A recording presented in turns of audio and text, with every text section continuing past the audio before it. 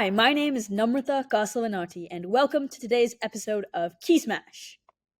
I'd like to start by introducing today's guest.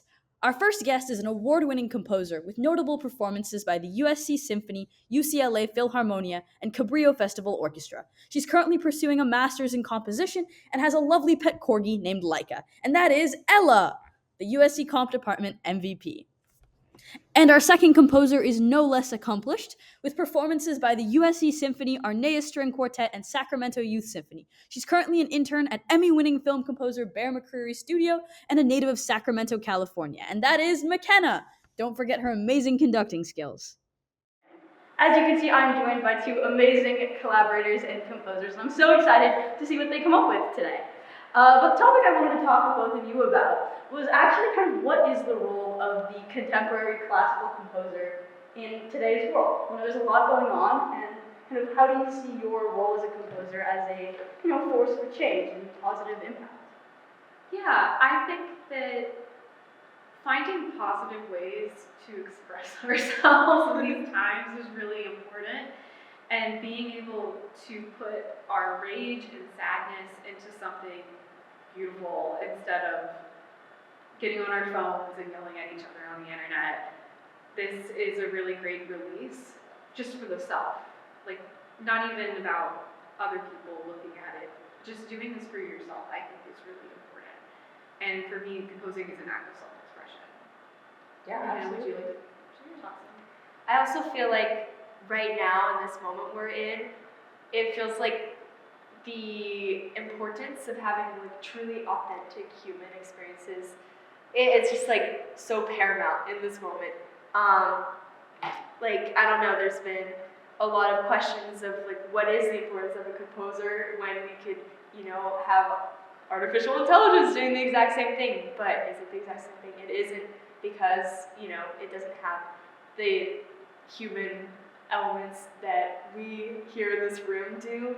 And I feel like as things progress and as some parts of life get scarier or more daunting, having this form of artistic expression to me has been so special, and it's been a really good way also, of processing the things that I have going on and being able to express them.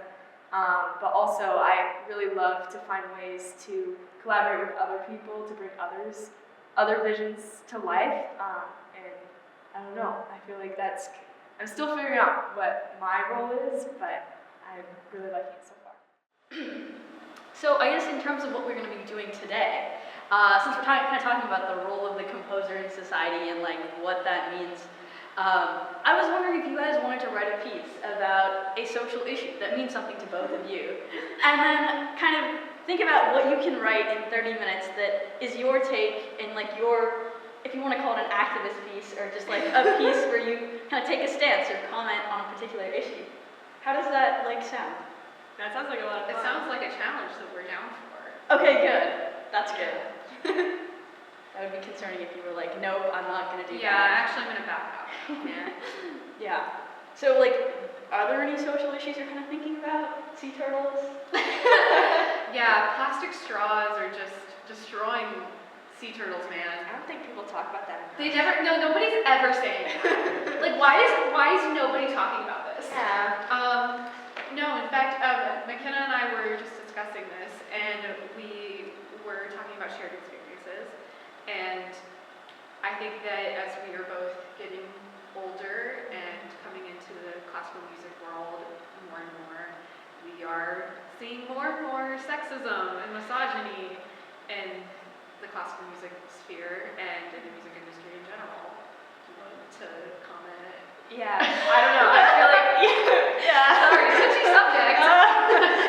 Yeah, it's something that I feel like I'd always heard about, and people talk about it. There's definitely the stigma that, okay, in classical music there is misogyny, but I, to a certain point, felt like I hadn't really experienced it. I was like, you know what, probably, I think things have changed, Nature is healed. Yeah, but I don't know, I'm starting to feel the effects setting in a little bit. I've started to see examples, I've started to have certain experiences that make me realize that you know what, maybe it's not quite all sunshine and rainbows like I thought it was, and that some things maybe haven't resolved themselves yet, and maybe a little bit more action might need to be taken.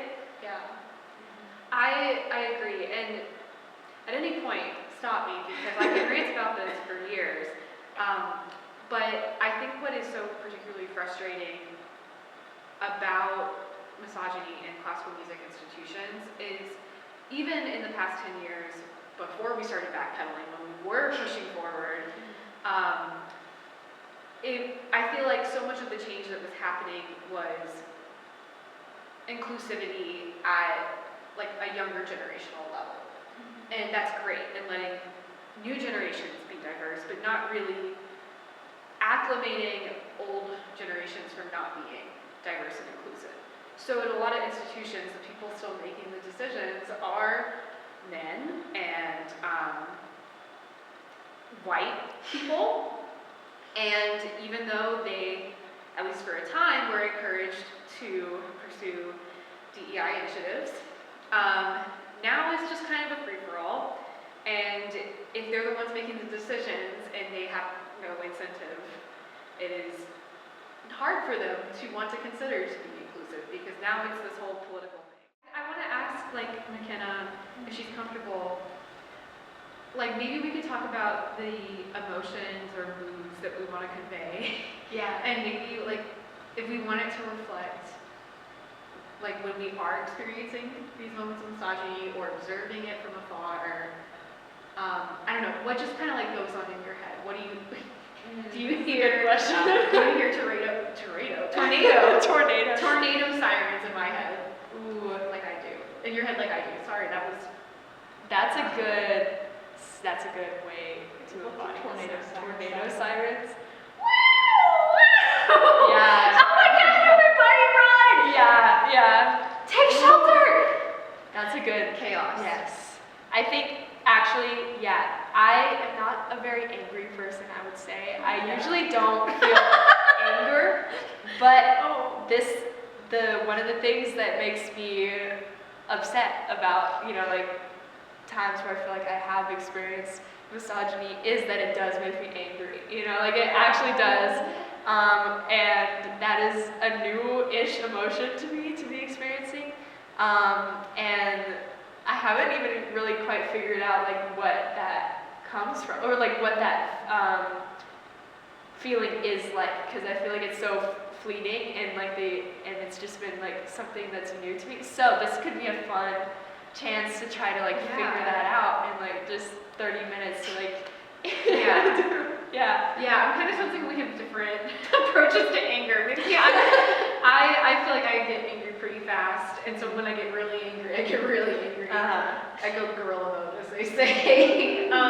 So maybe we can try to find a balance between our temperaments. Or maybe, because I think the thing is that I feel like sometimes I do a lot to suppress my anger, and so I probably could use an outlet to let it out a little bit. Yeah, sometimes when I am angry, I'm like, I just want to smash something. Perhaps a key. Oh, well, yes. Okay. Or many keys. Yes, many keys. Let's go smash something. Yeah, wait, I'm feeling a little fired up right now. Okay, let's go smash some keys. Into the studio.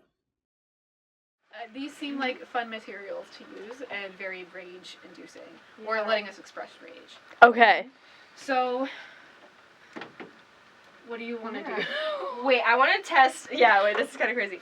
What about if you hold the pedal down and you speak into the... Okay, yeah. Do you think that would do something? Yes. Hello? Oh, wait, yeah. Wait, yeah. Help! Help! Hey! Echo! Hello? Be careful about feedback. Okay. Okay, well, Wait, this is really interesting, because we could have our thing happening with the dropping stuff on the keys, and then we can also, like, should we talk about, like, do we want to vocalize, or do we want to use, like, text or something? Yeah. Whoa. You got, like, the 11th partial. We should do overtone singing. Oh, yes.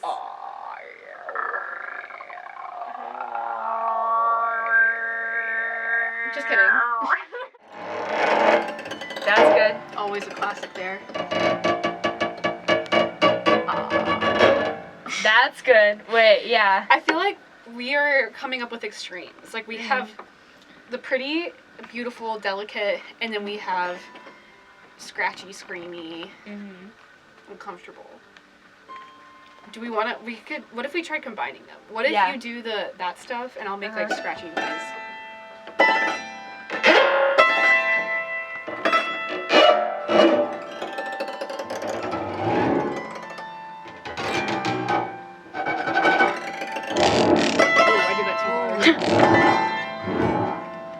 You could get access to even more notes if you like just put down like 10 fingers like here maybe. Okay.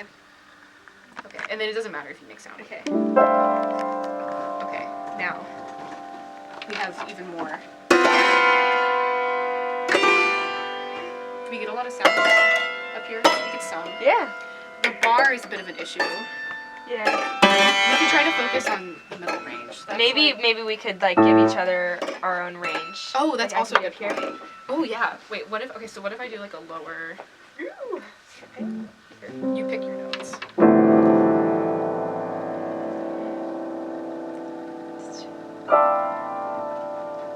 Okay.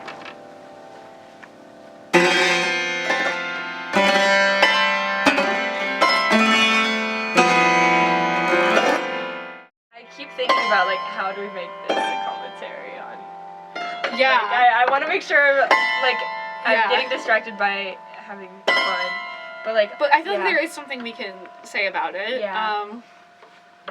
It's so hard to not be corny. Yeah. But I feel like you have to be corny in order to get somewhere that isn't corny. And also, I think being corny is great if you own it. Yeah. If you know you're a cornball, live on the cob. Yes. Yes. Personally, I was born on the cob, so I'm gonna corn it up. So like, what kind of connection is here with? I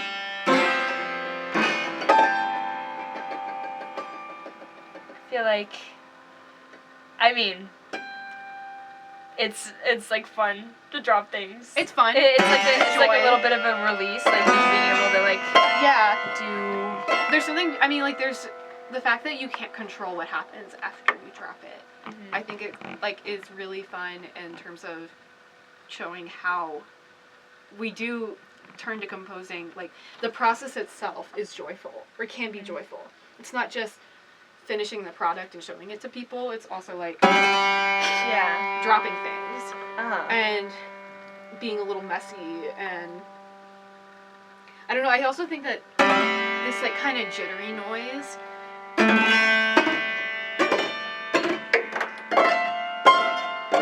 I feel like this is just kind of like what my body feels like all the time. It's like doing something very confidently on attack and then freaking out. That's good, yeah.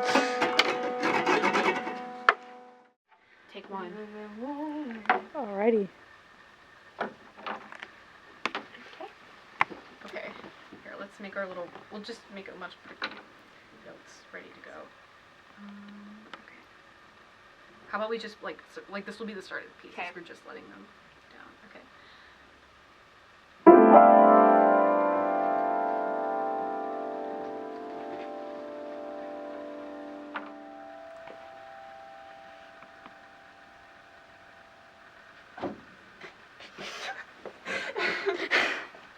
Yay! That was beautiful. How long That was was it? kind of fun. 4.5 minutes. Wow. 5 minutes almost. Wow. Ooh. Okay. What's our timing looking like? So right now we have about 15 more minutes. Okay. It worked. Yeah, it sounds good. Cool. Okay. Yeah, how about the loud Yeah, section? that goes hard. That goes hard.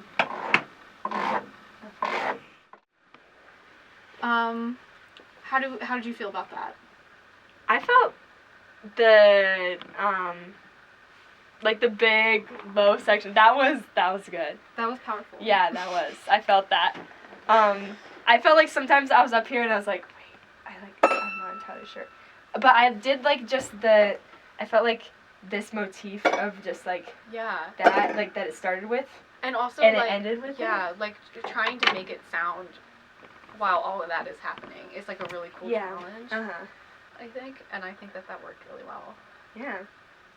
I think the form was good. The form was really fun. It was kind of an A prime. Yeah.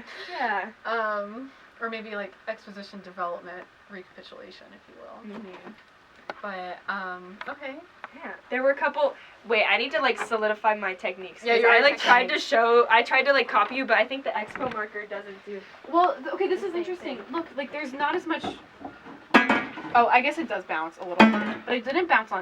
It doesn't bounce on this. Cause this does a lot different stuff than this. That's true. Okay, so maybe for take 2 we'll use. Yeah, maybe I'll use an expo marker.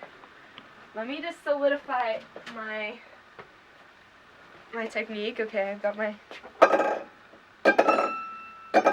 But I did kind of like the idea of the silver Sharpie. There's something so. I thought I didn't about even really notice that there was a timbral difference. Yeah, then I'll have this in my back pocket in case I'm like I really need to. We could use multiple. Yeah. We haven't been doing that. Like this. Yeah. Sort of thing. Okay. Okay, are you ready? Yeah. Oh. Rolling.